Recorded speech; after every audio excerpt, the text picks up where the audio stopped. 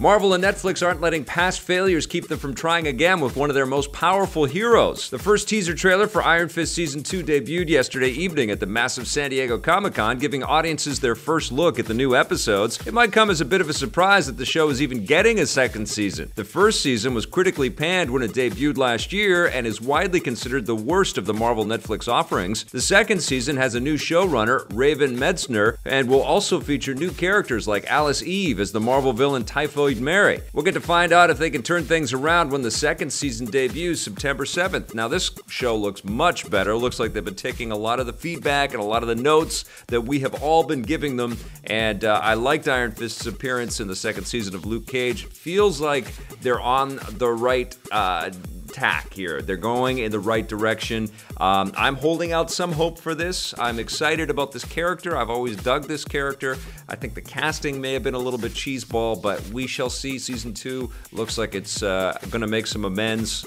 I'm excited, Marvel and Netflix. Don't let me down. It's coming up very soon. Now, over in the DC universe, yet another heroic new TV series is in the works. Just days after the announcement of a live-action Batwoman TV show, DC and Warner Brothers have revealed that they're creating another new show based on the superhero Stargirl. The character was created by Jeff Johns and Lee Moder in 1999 and comes armed with her own cosmic staff that gives her superhuman powers. Stargirl has already appeared on other shows like Smallville and the more recent Legends of Tomorrow, although it's unclear if the new series will use the same actress, Sarah Gray, and take place within the same small screen continuity. We do know that it's being produced by DC veteran Greg Berlanti along with Jeff Johns and will air on the new subscription streaming platform DC Universe, which launches this fall. Look, I'm excited, man. Greg Berlanti and Jeff Johns have delivered us lots of great entertainment. These are a very good collection of creators out there. They're picking some interesting choices for the characters. The DC,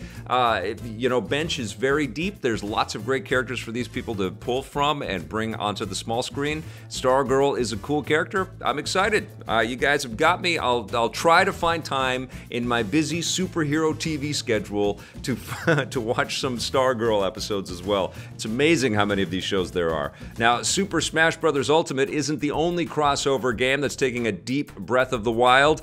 Mario Kart 8 Deluxe has just received a surprise update that allows players to race in the cool Master Cycle Zero from The Legend of Zelda Breath of the Wild. The update also adds Breath of the Wild's blue tunic-wearing version of Link. As for the Master Cycle Zero, it handles similarly to the other motorcycles in the game, and also like the other vehicles, you can customize the tires and the glider. The new content is available now as a free update for all players. See, this is what I love that Nintendo is doing. These free updates keep coming for all of their games. It's like they continuously have this long life, and it makes you want to go back to play them, which is amazing because Nintendo really doesn't do multiple sequels on every console generation. This is probably going to be the only Mario Kart game we get for this current version of the Switch, and if they keep making new, fresh material like this, it's going to keep people playing it and going back to it, and there's no reason why they shouldn't. It's an incredible game. I want to see some of the ARMS characters in some of these titles, Smash Brothers and in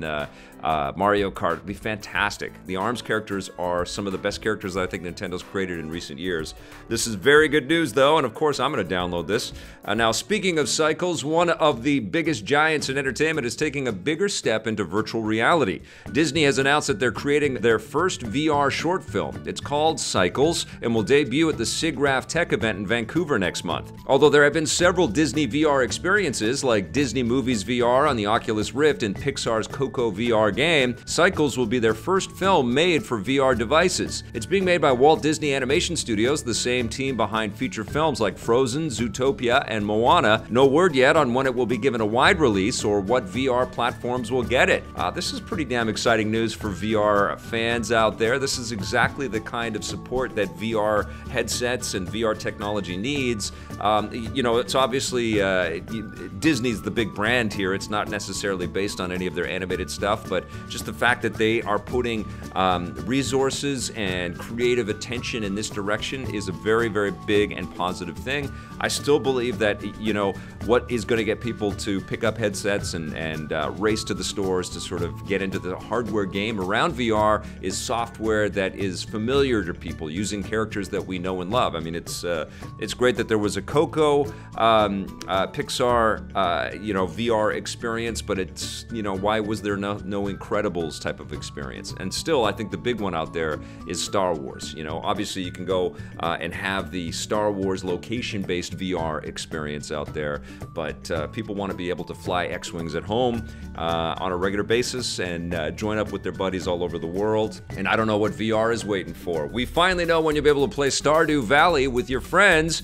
The final version of the long-awaited multiplayer update for the hit farming simulation game will hit the PC on August 1st. The multiplayer update has been beta testing for the last several months and allows up to 3 players to work together to do pretty much everything that you can already do by yourself in the main game, including farm the land, craft items, and interact with the townsfolk. You'll even be able to form romances with your friends just like you can with NPCs, although hopefully that doesn't create any complicated love triangles. The multiplayer update will find its way to consoles sometime after it hits the PC. This is incredible. This game is so beautiful and addictive and smart. I think things are going to change a little bit when you add human characters and human players into the equation here. This is a pretty funny bit of script that Blake wrote for me here about complicated love triangles. That seems to be what happens. It gets a little bit weird when you start having these relationships online. I remember some of the stories that came out of The Sims Online when people were having marriages and relationships because you can do that in the game. It gets a little bit crazy. And this is such an addictive experience, man. Anybody that's ever jumped into Stardew Valley can attest to it. It's wonderful, and it's great that you're going to be able to share this with friends and make new friends when you're playing it. It's a beautiful game. But that concludes our rundown for today. It's time for us to take a look back at this day and everything cool.